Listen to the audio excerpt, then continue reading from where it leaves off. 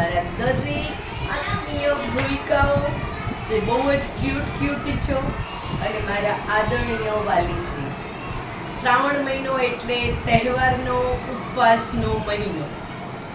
મહેરબાની કરો, ફરાળમાં તમે ઘરે બટેટાની પતરી જે બનાવી હોય એ તળી દો અથવા તો ફ્રેશ પોટેટો ચિપ્સ કરી દો.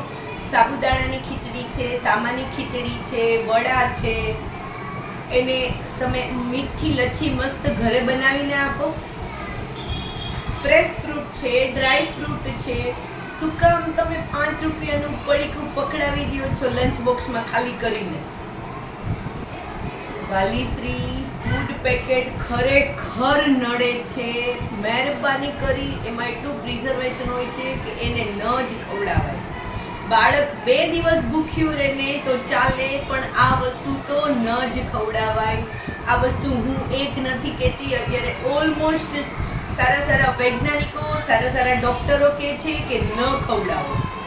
તો મહેરબાની કરી અહીંયા સ્કૂલમાં પણ ઘરે બનાવેલા પોપકોર્ન નહીં, તમારે ગરમ પોપકોર્ન બનાવો તો એની કરતાં પૌવા બનાવી નાખો. એમાં વેજ ભળે, ડ્રાય ફ્રૂટ ભળે, ફ્રેશ ફ્રૂટ ભળે, દાડમ છે, એ બધું ભળે છે. તો એનાથી બાળકને હેલ્થી પૌષ્ટિક લંચ મળે છે અને એની હેલ્થ વધારે ઇમ્પ્રૂવ થાય છે. આટલો સપોર્ટ દરેક વાલીશ્રી કરો. Thank you.